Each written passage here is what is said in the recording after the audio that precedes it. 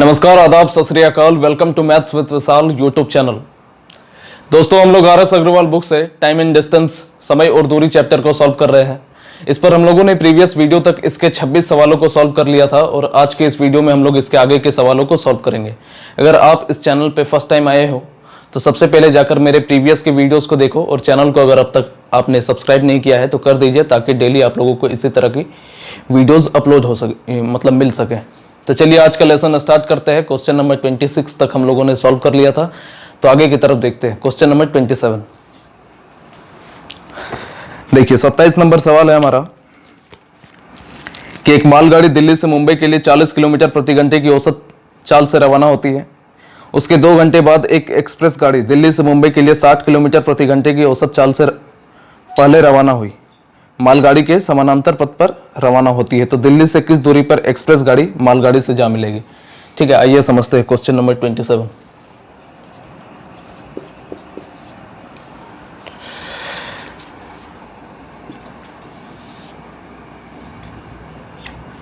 एक कोई मालगाड़ी है, ठीक है, कोई मालगाड़ी है जो दिल्ली से लेके मुंबई तक जा रही है और इसकी स्पीड हमारा दिया हुआ है 40 किलोमीटर पर आवर। ठीक है, और फिर आगे क्या बोला है? इसके 2 घंटे बाद एक एक्सप्रेस गाड़ी दिल्ली से मुंबई के लिए 60 किलोमीटर प्रति घंटे की औसत चाल से जाती है। यानी कि इसके 2 घंटे बाद एक एक्सप्रेस गाड़ी जो है 60 किलोमीटर पर आवर की स्पीड से जाती है। तो ये 2 घंटा तो ये रुका हुआ नहीं रहेगा, मालगाड़ी तो चल देगा ना, इसका इंतजार तो नहीं करेगा कि 2 घंटा बाद हम जाएंगे। तो 2 घंटा में कितना जाएगा? 40 किलोमीटर पर आवर इसकी स्पीड है, यानी कि 1 घंटे में ये 40 किलोमीटर जाता है। तो 2 घंटे में कितना ये चला जाएगा? 80 किलोमीटर चला जाएगा। 80 किलोमीटर चाहेगा ना जी। ये मालगाड़ी अब यहाँ पे कितना मालगाड़ी इस जगह पर पहुंच जाएगा। ठीक है, यानी कि 2 घंटा बाद ये 80 किलोमीटर का डिस्टेंस तय कर लेगा और इसके बाद अब हमारा एक्सप्रेस गाड़ी स्टार्ट होगा। फिर आगे क्या बोला है देखो, तो मालगाड़ी के समानांतर पथ पर रवाना होती है। तो दिल्ली से कुछ दूरी पर एक्सप्रेस गाड़ी और मालगाड़ी से जा मिलेगी, यानी कि ये दोनों गाड़ी आपस में किस, यहाँ तक तो ये आगे चला गया, ये तो पीछे है, तो यहाँ पे बीच में किस जगह पर मिलेगा? मान लेते हैं यहाँ पर मिलता है, तो कब मिलेगा वही हम लोगों से पूछा है। तो देखो, सेम डायरेक्शन में जा रहा है, ये मालगाड़ी भी हमारा इस डायरेक्शन में जा रहा है, एक्सप्रेस भी हमारा इस डायरेक्शन में जा रहा है। तो इस पर हमारा सापेक्ष चाल यानी कि रिलेटिव स्पीड का कंसेप्ट लगेगा। और जब सेम डायरेक्शन में जाता है, मैंने काफी अच्छे से इंट्रोडक्शन में पढ़ाया, कुछ सवाल भी हम लोगों ने किया, जब सेम डायरेक्शन में जाएगा तो रिलेटिव स्पीड हमारा घटता है। तो रिलेटिव स्पीड सापेक्ष चाल क्या हो जाएगा बताओ? 60 - 40 = 20 किलोमीटर पर आवर। ठीक है, यहां तक कोई दिक्कत नहीं होना चाहिए। तो इनका समय कितना हो जाएगा बताओ? टाइम, दूरी कितना है यहां से लेके यहां तक का डिस्टेंस कितना है? 80 किलोमीटर। समय बराबर यही होता है ना, दूरी बटा चाल, और दोनों का सापेक्ष चाल कितना है? 20 किलोमीटर पर आवर। काटेंगे तो 20 × 80, यानी कि 4 घंटे में वो ट्रेन जो है आपस में मिल जाएंगे। लेकिन दोनों तरीके से हम लोग निकाल सकते हैं। 4 घंटा हमारा समय तो निकला, लेकिन कहां पर मिलेगा ये हम लोगों से पूछा है, बोला है कि किस दूरी पर मिलेगा। दोनों से निकाल सकते हैं, जैसे एक्सप्रेस का स्पीड से भी हम लोग निकाल सकते हैं, या तो फिर ये मालगाड़ी का स्पीड से भी हम लोग निकाल सकते हैं। अब देखो समझ, एक्सप्रेस से पहले निकालते हैं, एक्सप्रेस से। ठीक है, एक्सप्रेस जो है 1 आवर में 60 किलोमीटर जाता है, 60 किलोमीटर प्रति घंटा इसकी रफ्तार है। तो 1 घंटे में 60 किलोमीटर जाता है, तो 4 घंटे में कितना जाएगा बताओ? 60 का 4 गुना, यानी कि 240 किलोमीटर, ये हमारा आंसर हो जाएगा। ठीक है, किलोमीटर पर आवर, ये हमारा आंसर हो जाएगा। और दूसरा हमारा क्या हो सकता है कि मालगाड़ी यहाँ पर पहुंच चुकी है। ठीक है, 2 घंटे बाद यहाँ पर पहुंची ना जी। अब मालगाड़ी जो है यहाँ पर पहुंच गई है, तो यहाँ पर इसकी स्पीड 40 किलोमीटर पर आवर है, 2 घंटे बाद यहाँ पर पहुंच चुकी है। तो यहाँ पर समझो, चूंकि 1 घंटे में मालगाड़ी 40 किलोमीटर जाता है, तो 2 आवर में कितना? ये दूसरा हो जाएगा। ठीक है, यहाँ तक तो आंसर हो ही गया। अब हम लोग मालगाड़ी की सहायता से कैसे निकालेंगे? मालगाड़ी की सहायता से हम लोग कैसे निकालेंगे कि कब वो मीट करेगा? तो आइए यहाँ पर समझिए, 1 घंटे में 40 किलोमीटर जाता है, तो 4 घंटे में कितना चला जाएगा बताओ? 40 × 4 यानी कि 160 किलोमीटर, यानी कि 160 किलोमीटर ये यहाँ पर पहुंचा। ठीक है, 160 किलोमीटर। तो देखो 80 किलोमीटर पहले ही चला है और यहाँ पे फिर 160 किलोमीटर, तो टोटल यहाँ से यहाँ तक का डिस्टेंस कितना हो जाएगा? 240 किलोमीटर। और यहीं पे मैंने क्या बताया कि मालगाड़ी और एक्सप्रेस मिलेगा, यही हम लोगों ने माना है ना। तो 160 + 80 240 हमारा आंसर हो जाएगा। 160 + 80 यानी कि 240 किलोमीटर के डिस्टेंस में मालगाड़ी और एक्सप्रेस गाड़ी दोनों आपस में मिल जाएगा। दोनों तरीका से हम लोग किया, हम लोगों ने कर लिया। तो चलिए नोट डाउन कीजिए।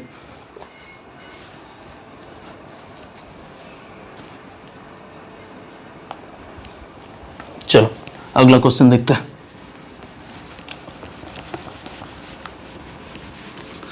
वीडियो को पॉज करके उतारना, मैंने आपको बताया है ऑनलाइन पढ़ने का तरीका कि मैं जैसे ही लिख लूंगा 2 या 3 सेकंड के लिए साइड हटूंगा, उसी के दरमियान आपको वीडियो को पॉज करना है और नोट डाउन कर लेना।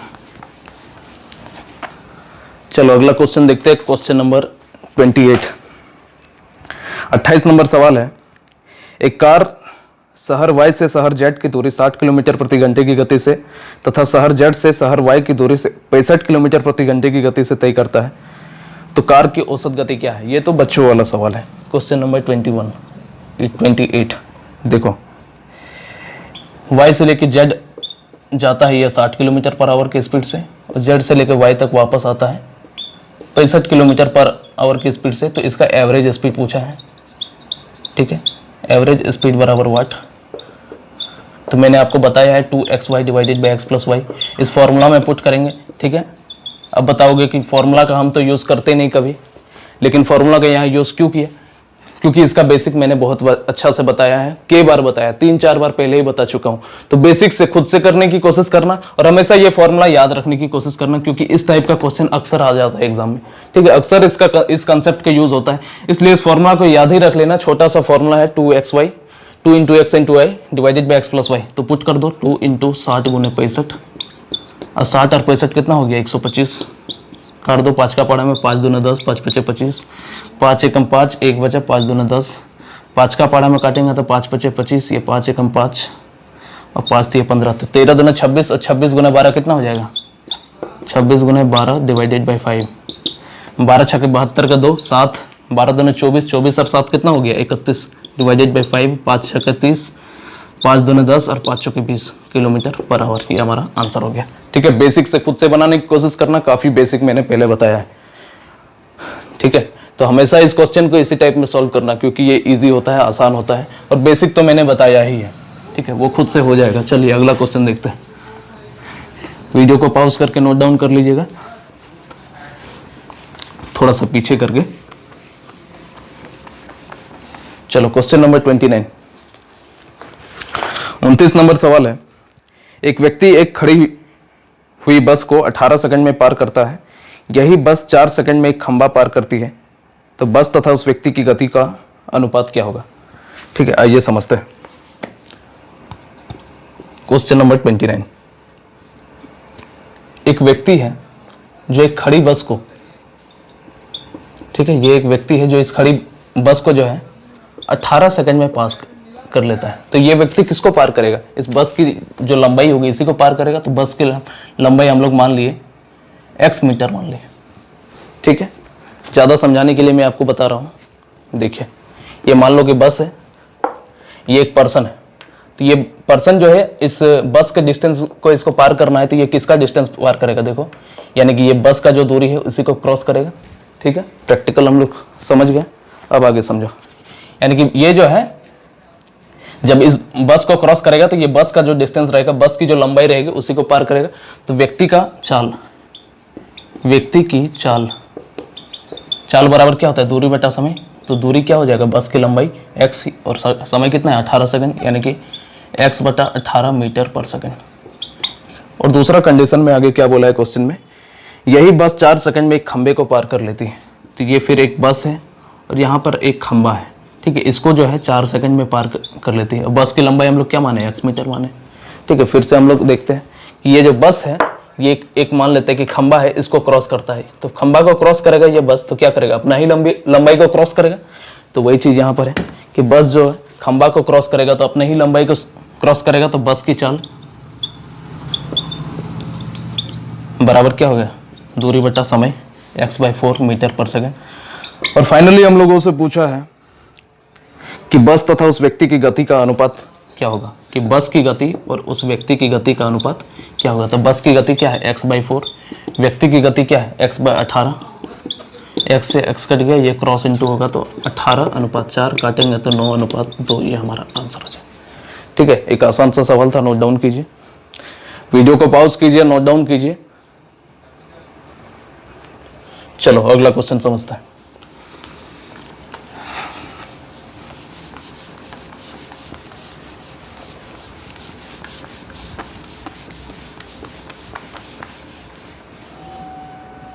क्वेश्चन नंबर 30 नंबर सवाल कि दो शहर ए तथा बी एक दूसरे से 500 किलोमीटर की दूरी पर है।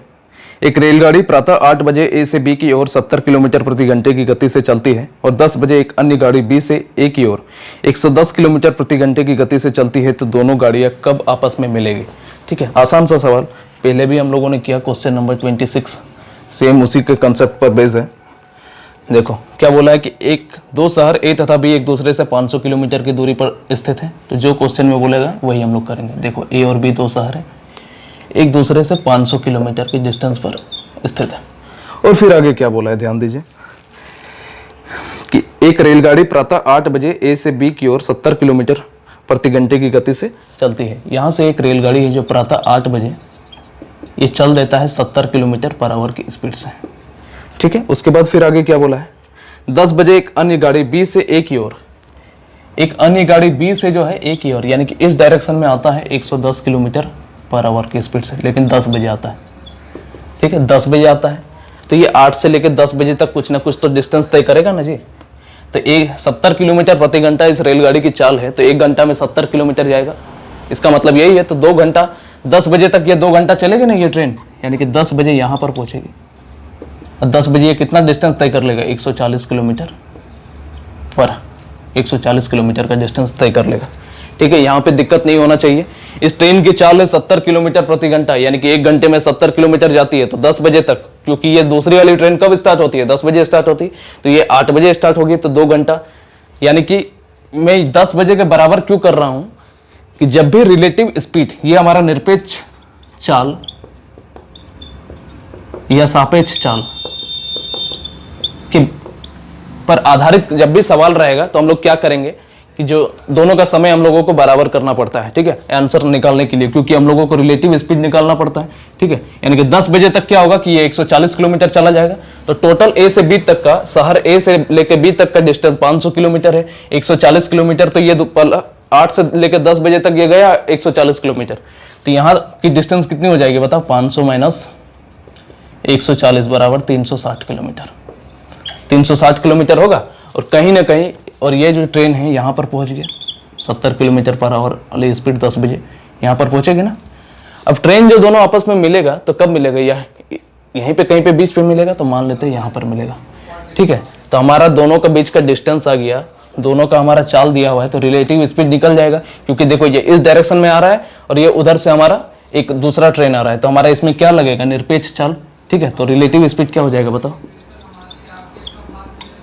जुड़ेगा। मैंने आपको बताया है कि जब भी अपोजिट डायरेक्शन से 2 पर्सन आए, ऑब्जेक्ट आए या कोई भी गाड़ी आए, तो हम लोग का रिलेटिव स्पीड क्या होता है, जुड़ जाता है। तो रिलेटिव स्पीड 110 + 70 यानी कि 180 किलोमीटर पर आवर होगा। तो समय, टाइम लिख देते हैं, समय बराबर क्या हो जाएगा, दूरी बट्टा चाल। तो 360 किलोमीटर की दूरी है इन दोनों के बीच में, और चाल कितना है दोनों का, रिलेटिव स्पीड 180 काटेंगे, यानी कि 2 घंटा हमारा, यानी कि 2 घंटे में वो जो ट्रेन है आपस में मिल जाएगी। तो दोनों तरफ से आप निकाल लो कि 10 बजे यहाँ से कोई ट्रेन खुला है, तो 2 घंटा बाद कब मिलेगा, यहाँ पे 10 और प्लस 2 घंटा और जोड़ दो, तो यानी कि 12 बजे दोनों ट्रेन आपस में मिल जाएगा। ठीक है, तो ट्रेन के मिलने का समय लिख दो, ट्रेन के मिलने का समय 10 + 2 यानी कि 12 बजे। ठीक है, दोपहर, अपराह्न लिखा होगा, पूर्वाह्न मतलब होता है सुबह, अपराह्न मतलब होता है कि दोपहर, तो अपराह्न हमारा आंसर हो जाएगा। ठीक है, 12 बजे दोपहर ही दिया हुआ है, तो 12 बजे दोपहर हमारा आंसर होगा, अपराह्न नहीं है, यहाँ दोपहर है ऑप्शन में। ठीक है, तो ये हमारा आंसर हो जाएगा option number B. Note down कीजिए।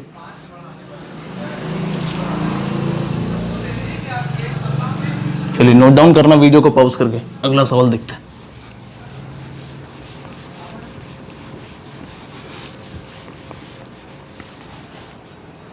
क्वेश्चन नंबर 31, 31 नंबर सवाल है। एक कार कुछ दूरी 4.5 घंटे में तय करती है। यदि उसकी गति 5 किलोमीटर प्रति घंटा बढ़ा दी जाए, तो वो दूरी तय करने में आधा घंटा कम समय लगा। तो कार की धीमी गति कितनी है। ठीक है, आइए समझते हैं। क्वेश्चन नंबर 31 कि एक कार कुछ दूरी 4.5 घंटे में तय करती है। चलो, कार जो है एक डिस्टेंस को 4.5 आवर में तय करती है, लेकिन फिर बोला यदि उसकी गति 5 किलोमीटर प्रति घंटा बढ़ा दिया जाए, ठीक है। तो कुछ भी गति होगा उसको 5 किलोमीटर अगर बढ़ा दे तो आधा घंटा कम समय लगेगा। तो यहाँ पे जो भी टाइम लग रहा है तो 5 किलोमीटर प्रति घंटा जब हम लोग बढ़ा देंगे तो अब समय कितना लगेगा, इससे आधा घंटा कम, यानी कि 4 घंटा का समय लगेगा। 1/2 मतलब क्या होता है, आधा घंटा ही ना होता है। 1/2 आवर मतलब तो 4.5 घंटा में से जब आधा घंटा कम लगेगा तो 4 घंटा लगेगा, ठीक है। तो इसको हम लोग क्या लिख सकते हैं, 9/2 होगा ना, 4 दूनी 8 प्लस 1 9/2 आवर, और इसको लिख सकते हैं 4 आवर। तो ये हमारा क्या निकल गया, टाइम का रेशियो निकल गया, ठीक है। टाइम का रेशियो निकला तो इसको जब क्रॉस इंटू करेंगे तो 9, और ये इससे क्रॉस इंटू होगा तो 9 और 8 हो जाएगा। ये होगा ना, क्रॉस इंटू होगा 4 दूनी 8, ठीक है। तो टाइम का रेशियो हमारा निकल गया 9:8।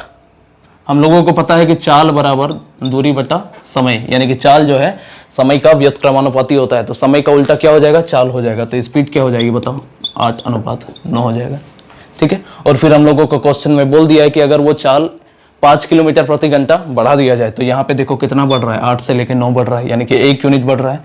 तो 1 यूनिट का मान होगा 5 किलोमीटर पर आवर होगा। तो हम लोगों से पूछा है, क्वेश्चन में क्या पूछा है कि कार की धीमी गति क्या है। तो देखो ये दोनों गति का रेशियो है, तो धीमी गति पूछा है तो जिस रेशियो का मान कम होगा उसी का धीमी गति होगा। तो 8 और 9 में से कौन छोटा है, 8 ही छोटा है। तो 8 यूनिट का मान कितना हो जाएगा, 5 गुने 8 बराबर 40 किलोमीटर प्रति घंटा। ये हमारा आंसर हो जाएगा, ठीक है। नोट डाउन कीजिए। एक आसान सा सवाल था, वीडियो को पॉज करके नोट डाउन कीजिए। अगला सवाल देखते हैं।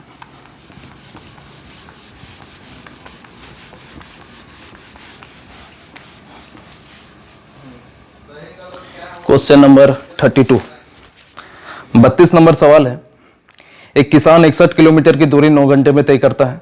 वो आंशिक रूप से 4 किलोमीटर प्रति घंटे की दर से पैदल तथा 9 किलोमीटर प्रति घंटे की दर से साइकिल द्वारा तय करता है। तो पैदल तय की गई दूरी कितनी है, ठीक है। आइए देखते हैं क्वेश्चन नंबर 32। एक किसान जो है, कोई किसान है जो 61 किलोमीटर के डिस्टेंस को इसको 9 घंटा में तय करना है। वो आंशिक रूप से साइकिल और पैदल ही ना है, हाँ, पैदल और साइकिल द्वारा तय करता है। तो यहाँ पे आंशिक रूप से का मतलब क्या होता है, ये चीज को समझिए। आंशिक रूप मतलब होता है एक के बाद एक, यानी कि 4 किलोमीटर वो पैदल चला, फिर वो 9 किलोमीटर साइकिल से चलेगा, फिर पैदल, फिर साइकिल से। तो डाटा से हम लोग समझते हैं कि पहले 4 किलोमीटर पैदल गया और उसके बाद फिर 9 किलोमीटर वो साइकिल से गया। तो पैदल को हम लोग P से डिनोट करते हैं, साइकिल से हम लोग C से डिनोट करते हैं, ठीक है। पहले पैदल ही जाता है ना, साइकिल से चलता है, और ये फिर 4 फिर 9, इसी तरह हमारा सीरीज तब तक चलता जाएगा जब तक हमारा 61 किलोमीटर का डिस्टेंस पूरा नहीं हो जाता, ठीक है। तो देखो 4 यानी कि 1 घंटे में 4 किलोमीटर चला, और फिर अगले घंटे में क्या चलेगा, 9 किलोमीटर चलेगा ये साइकिल से। फिर 1 घंटे में 4 किलोमीटर पैदल चलेगा, किलोमीटर नहीं लिख रहे हैं, 4 से ही डिनोट कर रहे हैं, ठीक है। तो आप किलोमीटर समझ सकते हो यहाँ पे। और 1 घंटे में फिर ये साइकिल में चल जाएगा, और इसी तरह तब तक चलेगा जब तक वो 61 किलोमीटर का डिस्टेंस पूरा नहीं कर लेता। तो अब ध्यान से देखो कि 2 घंटा में, 1 घंटा और 1 घंटा, 2 घंटा में इन लोग कितना डिस्टेंस पूरा कर रहा है, 9 + 4 यानी कि 13 किलोमीटर का डिस्टेंस पूरा कर रहा है। इन लोगों को कितना, 61 किलोमीटर का डिस्टेंस पूरा करना है। तो टाइम एंड वर्क में हम लोगों ने इस तरह का कंसेप्ट का यूज किया था। देखो 61 जो है 13 का मल्टीपल में तो नहीं आता है, तो क्या करना पड़ेगा कि 61 से कम वैसा कौन सा संख्या है जो 13 का मल्टीपल में आता है, तो 52 आता है। देखो 13 चौके 52 होता है ना जी, ठीक, 13 चौके 52 होता है। यानी कि देखो इसको 4 से गुना जब हम लोग करेंगे, यानी कि 8 आवर में इन लोग कितना काम कर देगा, 52 किलोमीटर, काम नहीं डिस्टेंस को तय करेगा। 8 घंटा में लोग 52 किलोमीटर का डिस्टेंस तय कर लेगा, ठीक है। तो 52 किलोमीटर का डिस्टेंस पूरा कर लेगा। तो 61 में से 52 किलोमीटर जब हम लोग घटा देंगे, 52 तो तय कर लिया, तो कितना बचा, 9 किलोमीटर। और टोटल जो डिस्टेंस को हमारा क्वेश्चन में बोल दिया गया 9 घंटा में पूरा करना है, तो 8 घंटा तो यहीं पे लग गया। अब 1 घंटा बचा हुआ है उसके पास, और डिस्टेंस है हमारा 9 किलोमीटर। तो उसको कहीं ना कहीं साइकिल से जाना पड़ेगा, क्योंकि साइकिल की ही स्पीड है 1 घंटे में 9 किलोमीटर। अगर वो पैदल जाएगा तो वो तो लेट हो जाएगा, उसको 9 घंटा में ही पूरा करना है। तो 8 घंटा तो यहीं लग गया, यानी कि ये जो है 9 किलोमीटर जो है ये साइकिल से हमारा तय करेगा, साइकिल से तय करेगा इसको 9 किलोमीटर का डिस्टेंस। तो हम लोगों से यही पूछा है कि पैदल ये कितना डिस्टेंस पूरा किया। तो इसको हम थोड़ा सा और अच्छा से लिखेंगे तो ज़्यादा समझ में आएगा। देखिए 4 9 4 9 फिर 4 फिर 9 फिर 4 फिर 9, और फिर इसी तरह यहाँ पे शेष बच रहा है 9। देखो यहाँ पे पेयर कितना का बन रहा है, 13 का, यहाँ भी पेयर बन रहा है 13 का, यहाँ भी 13 का, यहाँ भी 13 का। 4 9 13, 4 9 13 वही चीज जोड़े हैं, यानी कि पहले पैदल फिर साइकिल फिर पैदल फिर साइकिल फिर पैदल फिर साइकिल, इसी तरह तब तक चलेगा जब तक 61 किलोमीटर का डिस्टेंस हमारा पूरा नहीं हो जाता। ठीक है, यहाँ तक कोई दिक्कत नहीं होना चाहिए। तो ये जो चीज हम लोग लिखे हैं इसी को हम लोग शॉर्ट में यहाँ पर लिखे हैं। देखो टोटल समय कितना लग रहा है, 1 2 3 4 5 6 7 8 घंटा का समय, और शेष यहाँ पे 9 किलोमीटर का डिस्टेंस हमारा बच रहा है, इसको हमारा साइकिल से तय कर रहा है। ठीक है, वही चीज को हम थोड़ा सा यहाँ पे तोड़ के लिखे। तो बोला है कि पैदल कितना डिस्टेंस तय कर रहा है, तो देखो 4 किलोमीटर यहाँ, 1 2 3 और 1 यहाँ 4, यानी कि 4 4 8 4 12 4 16, यानी कि पैदल तय की गई दूरी बराबर 16 किलोमीटर। ये हमारा आंसर हो जाएगा। काफी अच्छे से एक्सप्लेन किया। ठीक है, नोट डाउन कीजिए।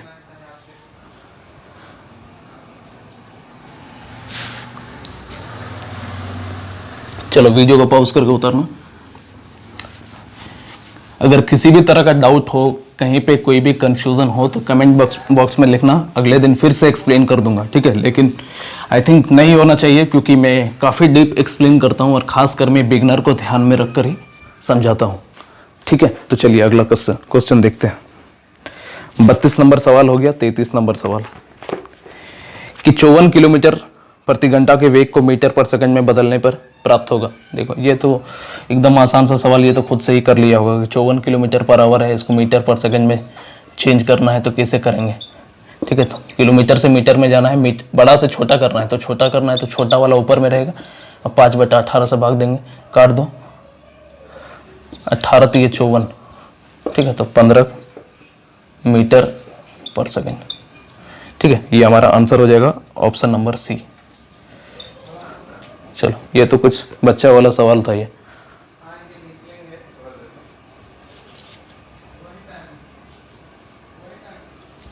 चलो आज का आखिरी सवाल देखते हैं जो कि एक इंपॉर्टेंट सवाल है, क्वेश्चन नंबर 34।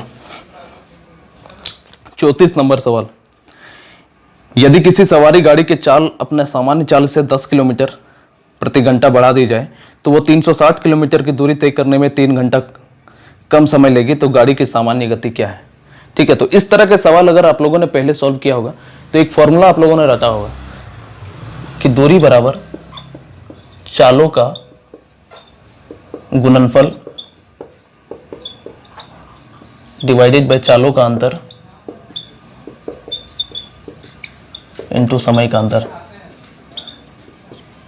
अगर राइटिंग से प्रॉब्लम है तो बोल देना, क्योंकि मैं काफ़ी स्पीड लिखता हूँ इसलिए राइटिंग थोड़ा सा सही नहीं है। ठीक है, तो मेरी आदत है काफ़ी स्पीड लिखने की, तो अगर राइटिंग का प्रॉब्लम है तो कमेंट बॉक्स में लिख देना, अब से थोड़ा साफ साफ लिखेंगे। ठीक है, तो ये फॉर्मूला में जैसे ही आप पुट करोगे और बाय द ऑप्शन सॉल्व कर लोगे। लेकिन अगर पूछा जाए स्टूडेंट से ये फॉर्मूला बना कहाँ से, अगर स्टूडेंट से पूछा जाए ये फॉर्मूला बना कहाँ से, तो वो नहीं बता पाएंगे। फॉर्मूला को रट लेना एक अलग बात है और फॉर्मूला को प्रूव कर देना एक अलग बात है। तो रटने की कोशिश आप लोग मत करो, ये इसी तरीके से हम लोग सॉल्व करेंगे। ये आसान होता है मैं मानता हूं, लेकिन कहां से आया ये जानना भी तो जरूरी है ना। तो उसके लिए सबसे पहले बेसिक जानेंगे और उसके बाद हम लोग इस फॉर्मूला से सॉल्व करेंगे। ठीक है, तो फॉर्मूला को आप लोग लिख लेना, दूरी बराबर चालों का गुणनफल बटा चालों का अंतर गुना समय। तो क्वेश्चन नंबर 34।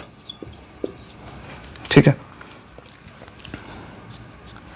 360 किलोमीटर की दूरी तय करने में 3 घंटा कम समय लगता है।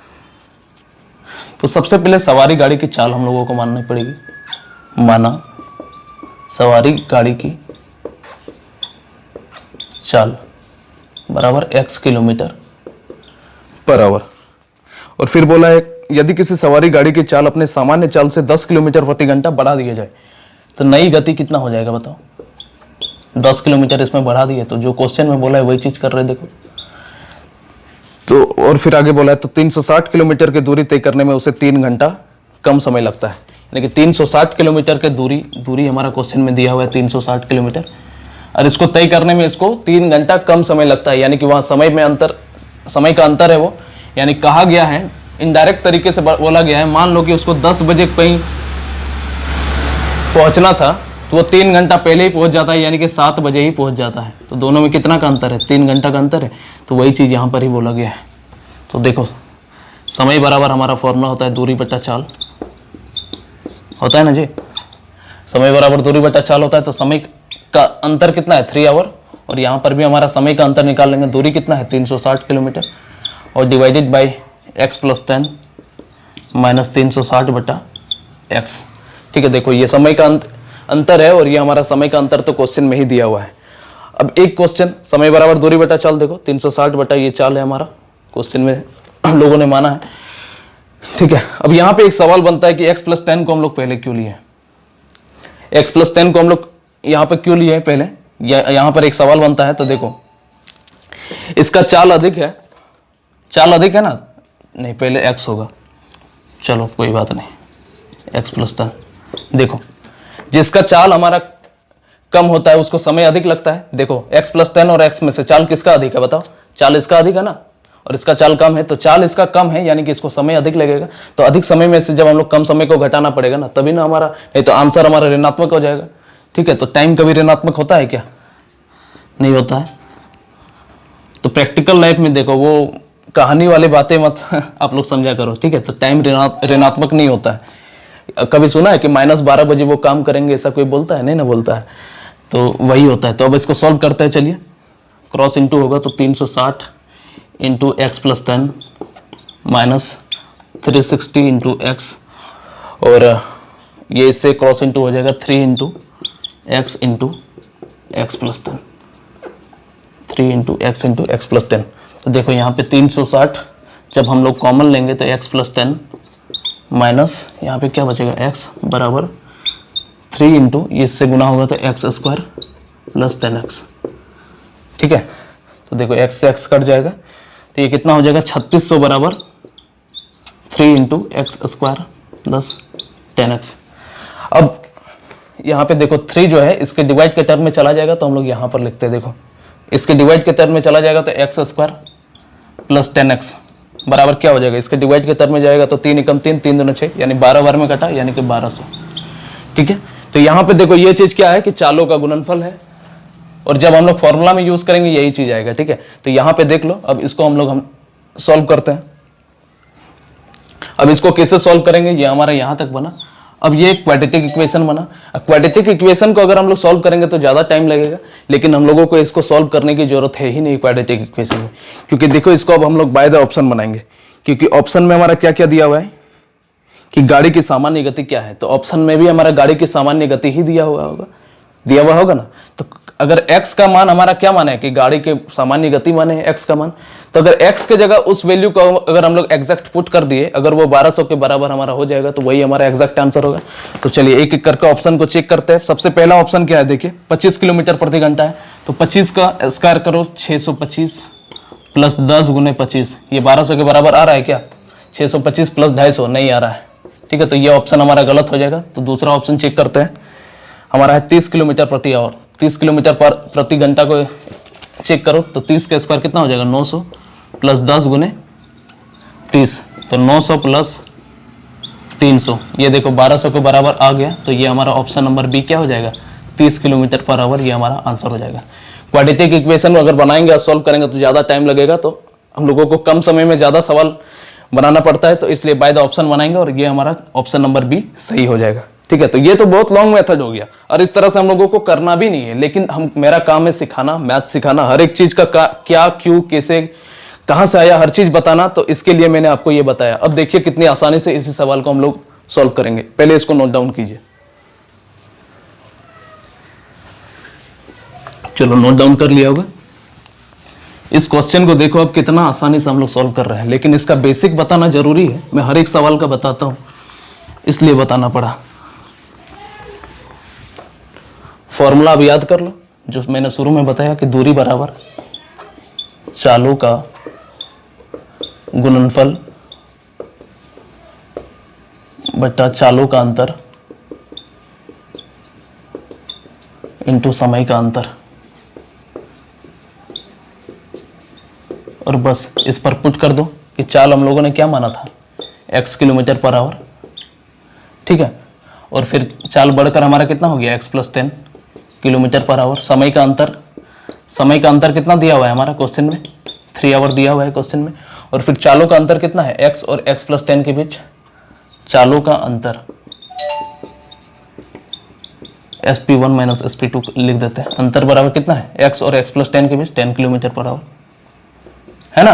अब बस फॉर्मूला में पुट कर दो तो चालों का गुणनफल क्या हो जाएगा, दूरी बराबर, और दूरी भी हमारा क्वेश्चन में दिया हुआ है 360 किलोमीटर। तो दूरी बराबर चालों का गुणनफल, तो पहला चाल तो x है और दूसरा चाल क्या है x + 10 बटा चालों का अंतर, तो चालों का अंतर कितना है 10 इंटू समय का अंतर, समय का अंतर कितना है 3 आवर। अब बस इसको सॉल्व कर दो, ये क्रॉस इंटू होगा तो 3600 बराबर 3 इंटू x² + 10x होगा। ये डिवाइड का टर्म में चल जाएगा तो 12 बार में कट जाएगा 1200। तो देखो वही सेम चीज है, x² + 10x = 1200। अब बाय द ऑप्शन बना लो, या क्वाड्रेटिक इक्वेशन में सॉल्व करोगे तो ज़्यादा दिमाग खाएगा हमारा, इसलिए बाय द ऑप्शन सबसे आसान तरीका है। तो बस x का वैल्यू जैसे हम लोग पुट किए पहले वाले में, तो 30 रख दो, तो 30 का स्क्वायर 900 + 300 = 1200। LHS = RHS हो रहा है, तो यही ऑप्शन हमारा सही होगा। तो ऑप्शन नंबर बी 30 km/h हमारा आंसर हो जाएगा। बताओ कितना आसान है, ठीक है। तो आसान भी मुझे आते हैं, टफ भी आते हैं, बेसिक सब कुछ आते हैं, लेकिन मैं हर चीज़ सिखाऊंगा, लेकिन बेसिक मेरा जो एक पढ़ाने का तरीका है वो मैं छोड़ नहीं सकता। तो चलिए नोट डाउन कीजिए, और इसी के साथ आज का क्लास को ख़त्म करते हैं।